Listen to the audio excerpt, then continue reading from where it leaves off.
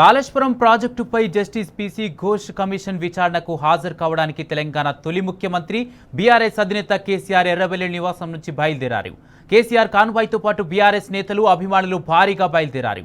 ఇటు బీఆర్కే భవన్ కు కూడా బీఆర్ఎస్ కార్యకర్తలు పెద్ద సంఖ్యలో చేరుకుంటున్నారు. జై తెలంగాణ, జై కేసీఆర్ నినాదాలతో హోరెత్తిస్తున్నారు. రేవంత్ సర్కారు కేసీఆర్ పై కుట్ర రాజకీయాలు చేస్తుంది. కాళేశ్వరం ప్రాజెక్టుతో కేసీఆర్ను అపర భగీరథుడిగా ప్రపంచమే ప్రశంసించింది. తెలంగాణ సమాజం ఆయనను జల స్వాప్నికుడని కీర్తించింది. దానిని చూసి ఓర్వలేక కాంగ్రెస్ సర్కారు కమిషన్ పేరుతో కడుపు మంటను బయటపెట్టింది. కాళేశ్వరం ప్రాజెక్టులో భాగమైన మేడిగడ్డ, అన్నారం, సుందిళ్ల భరాసులపై విచారణకు జస్టిస్ పీసీ ఘోష్ కమిషన్ ఏర్పాటు చేసింది. కమిషన్ అన్ని దశల్లో విచారణ పూర్తి చేసింది. ఇటీవల మాజీ మంత్రులు హరీష్ రావు, ఈటెల రాజేందర్ను ప్రశ్నించింది. జస్టిస్ పీసీ ఘోష్ కమిషన్కు మాజీ మంత్రి హరీష్ రావు అన్ని అంశాలను ఆధారాలతో సహా వివరించారు. ప్రాణహిత, చేవిల్లా, సుజల స్రవంతి ప్రాజెక్టు రీడిజైన్ ఎందుకు చేయాల్సి వచ్చిందో తెలిపారు.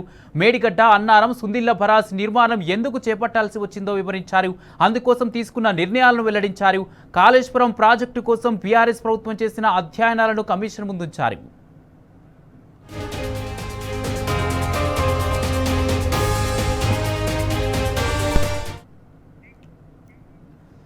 కాళేశ్వరం ప్రాజెక్టుపై జస్టిస్ పీసీ ఘోష్ కమిషన్ విచారణకు హాజరు కావడానికి తెలంగాణ తొలి ముఖ్యమంత్రి బీఆర్ఎస్ అధినేత కేసీఆర్ ఎర్రబెల్లి నివాసం నుంచి బయలుదేరారు. కేసీఆర్ కాన్వాయ్తో పాటు బీఆర్ఎస్ నేతలు, అభిమానులు భారీగా బయలుదేరారు. ఇటు బీఆర్కే భవన్ కూడా బీఆర్ఎస్ కార్యకర్తలు పెద్ద సంఖ్యలో చేరుకుంటున్నారు.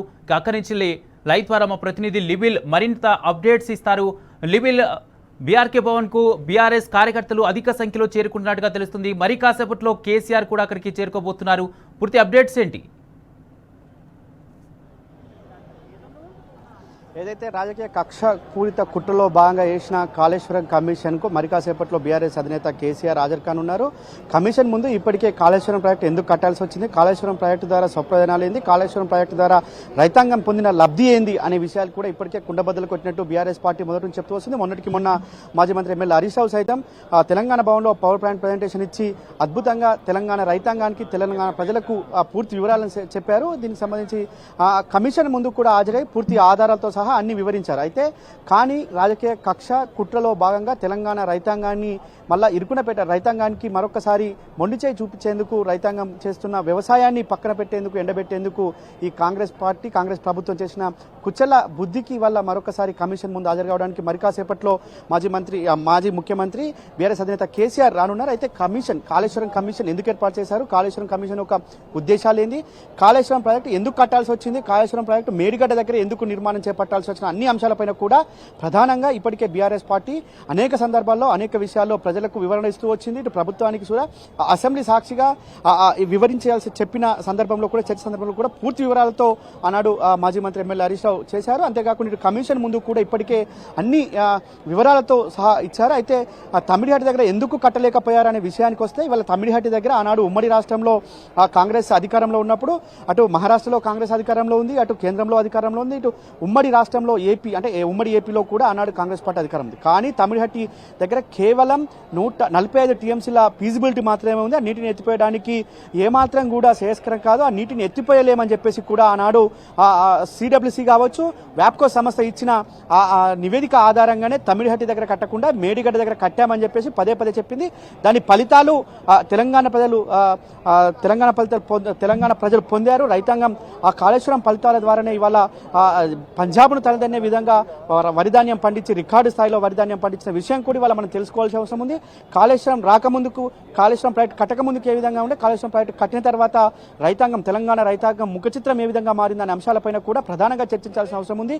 ఆనాడు కేవలం 20,000 టన్నులకు మాత్రమే పరిమితమైన తెలంగాణ వరిధాన్యం ఇవాళ 1,00,000 పైచిలుకు మెట్రిక్ టన్నుల ధాన్యం దిగుబడి జరుగుతుందంటే అది కేవలం కాళేశ్వరం ప్రాజెక్టు ఫలితాలని చెప్పక తప్పదు. ఇవాళ ఏదైతే ఆ మేడిగడ్డ దగ్గర బరాజ్ ఎందుకు కట్టాల్సి వచ్చిందని మళ్ళొక్కసారి చర్చించుకుంటే ఖచ్చితంగా ఆనాడు ఇచ్చిన కేంద్ర ప్రభుత్వం సిడబ్ల్యూసీ ఆధీనంలో ఉండే వ్యాప్కో సంస్థ ఇచ్చిన నివేదిక కావచ్చు, అక్కడ లాడర్ సర్వే చేశారు. లాడర్ సర్వేతో పాటు అనేక సర్వేలు నిర్వహించారు. ఆ సర్వేల ఆధారంగానే ఆనాడు మేడిగడ్డ దగ్గర బరాజ్ నిర్మించాల్సిన అవసరం ఉందని చెప్పేసి ఇటు ఇంజనీరింగ్ నిపుణులు కావచ్చు, రిటైర్డ్ ఇంజనీర్ల బృందం కావచ్చు, అనేక మంది సాగునీటి రంగ నిపుణులు ఆనాడు నివేదికల ఆధారంగానే మేడిగడ్డ దగ్గర బరాలు నిర్మించారు. ఆ మేడిగడ్డ దగ్గర బరాలు నిర్మించడమే కాదు, దాని కింద అనేక రిజర్వాయర్లు నిర్మించారు, చెక్ డ్యాములు నిర్మించారు, అనేక కెనాల్స్ నిర్మించారు. అవన్నిటి ఫలితాలు ఇవాళ కాళేశ్వరంలో కాళేశ్వరం ప్రాజెక్టు ద్వారా దాదాపు 400 టీఎంసీల భూగర్భ జలాలు, నికర భూగర్భ జలాలు పెరిగిన వాస్తవం. అది నివేదికల ఆధారంగా కేంద్ర ప్రభుత్వం కొనియాడిన విషయాన్ని కూడా మనం మరొకసారి చర్చించుకోవాల్సిన అవసరం ఉంది.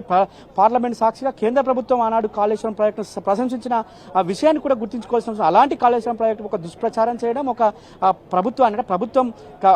నాటి ప్రభుత్వాన్ని, ప్రతిపక్ష పార్టీని బదనాం చేయడం, రైతాంగానికి ఎండబెట్టడం కోసమే ఈ విధంగా చేశారనే అంశాన్ని కూడా వల్ల మనం చర్చించుకోవాల్సిన అవసరం ప్రధానంగా ఉంది.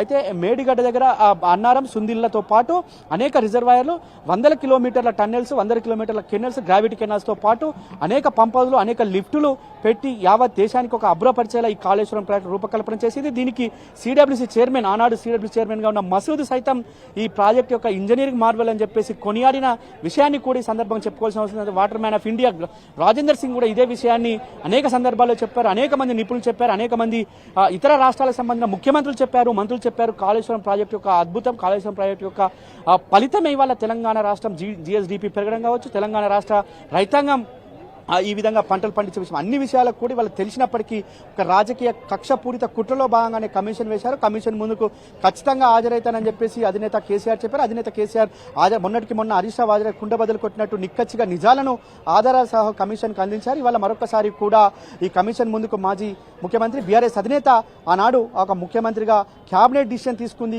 డిసిషన్లో భాగంగానే కాళేశ్వరం ప్రాజెక్టు కట్టం, తెలంగాణ ప్రజలకు వరప్రదాయిని, తెలంగాణ ప్రజలకు జీవధార ఈ కాళేశ్వరం ప్రాజెక్టు అనేది మళ్ళొక్కసారి ఆధారాలతో సహా నిరూపిస్తానని చెప్పేసి మరి కొద్దిసేపటి క్రితమే ఎర్రవల్లి నివాసం నుంచి బీఆర్కే భవన్కు బయలుదేరారు. కమిషన్ ముందు హాజరైతే చెప్పి ఖచ్చితంగా ఆనాడు కాళేశ్వరం ప్రాజెక్టు యొక్క గొప్పతనం, ఆ స్వల్పకాలం అంటే దేశంలోనే అతి స్వల్ప కాలంలో రికార్డు స్థాయిలో అన్ని అనుమతులు తీసుకొని అన్ని అనుమతులు పొందిన ప్రాజెక్టు కాళేశ్వరం ప్రాజెక్టు. అలాంటి కాళేశ్వరం ప్రాజెక్టు పైన దుష్ప్రచారాన్ని ఖచ్చితంగా నిగ్గచ్చిగా నిజాలని చెప్పి ప్రజల ముందు కాంగ్రెస్ పార్టీని, కాంగ్రెస్ ప్రభుత్వాన్ని నిలబెడతానని చెప్పేసి కూడా ఇప్పటికే బీఆర్ఎస్ పార్టీ చెప్తుంది. ఇప్పటికే అనేక సందర్భాల్లో మాజీ మంత్రి ఎమ్మెల్యే హరీష్ రావు సైతం ఇదే విషయాన్ని చెప్పారు. మొన్నటికి మొన్న ప్రజెంటేషన్లో భాగంగా కూడా ప్రతి ఒక్కరికి కూడా అరటిపండు ఒలిచిపెట్టేంత ఈజీగా చెప్పారని చెప్పేసి కూడా వర్కింగ్ ప్రెసిడెంట్ కేటీఆర్ కూడా దీనిపైన కొనియాడారు. ఖచ్చితంగా కాళేశ్వరం ప్రాజెక్ట్ అంటే ఒక మేడిగడ్డ దగ్గర కట్టిన బరాజే కాదు, ఆ బరాజు ఒక పియర్ మాత్రమే కుంగింది. ఆ పియర్ రిపేర్ చేస్తే ఖచ్చితంగా మళ్ళొక్కసారి నీటి నిల్వలు ఉంచుకోవచ్చు. ఆ నీటి నిల్వల ద్వారా మళ్ళొక్కసారి కాళేశ్వరం ప్రాజెక్టు యొక్క ఫలితాలు పొందొచ్చు. కానీ ఒక కుట్రలో భాగంగా ఇవాళ ఏదైతే చేసిందో అది పూర్తిగా కాంగ్రెస్ పార్టీ, కాంగ్రెస్ ప్రభుత్వం చేస్తున్న ఒక దుష్ప్రచారం. దీన్ని ఖచ్చితంగా తిప్పికొడతామని చెప్పేసి కూడా బీఆర్ఎస్ పార్టీ మొదటి నుంచి చెప్తుంది. ఖచ్చితంగా ఇలా బీఆర్ఎస్ పార్టీగా ఆనాడు ప్రభుత్వంగా 10 సంవత్సరాలు ఆ తెలంగాణ స్వరాష్ట్రం సాధించుకునే ముందు ఉద్యమం సమయంలో నీళ్లు, నిధులు, నియామకాలను ఏదైతే ట్యాగ్ లైన్తో వచ్చారో అది పూర్తిగా సంపూర్ణం చేసే దిశగానే కాళేశ్వరం ప్రాజెక్టు నిర్మించారు. నీళ్లనే విషయాన్ని సాధించారు. గోదావరిలో నికర జలాలను సాధించి గోదావరి తెలంగాణకున్న హక్కును కూడా సాధించుకునే విషయానికి వాళ్ళ కాళేశ్వరం ప్రాజెక్టు నిదర్శనం. ఆ కాళేశ్వరం ప్రాజెక్టులో భాగంగానే నీళ్లు నిజాలు అనే ఏవైతే నీళ్లు, నియామకాలు, నిధులు అని చెప్పేసి ఏదైతే ఉందో ఆ నీళ్లు అనేది కావచ్చు, నిధులను కావచ్చు, నియామకాలు సాధించుకున్న ఘనత వాళ్ళ ఆనాడున్న బీఆర్ఎస్ పార్టీకి దక్కుతుంది. ఖచ్చితంగా కాళేశ్వరం ప్రాజెక్టుపై పూర్తి అవాస్తవాలే తప్ప వాళ్ళ నిజాలు లేవు. ఏదైతే చేస్తున్నంత దుష్ప్రచారమే తప్ప ఇంకోటి కాదనేది మరొకసారి నిక్కచ్చిగా మరి కాసేపట్లో బీఆర్ఎస్ అధినేత కేసీఆర్ పీసీ ఘోష్ కమిషన్ ముందు హాజరై వివరాలంతా కూడా వివరించే అవకాశం స్పష్టంగా కనిపిస్తుంది. Kumar, right, thank you లిబిల్.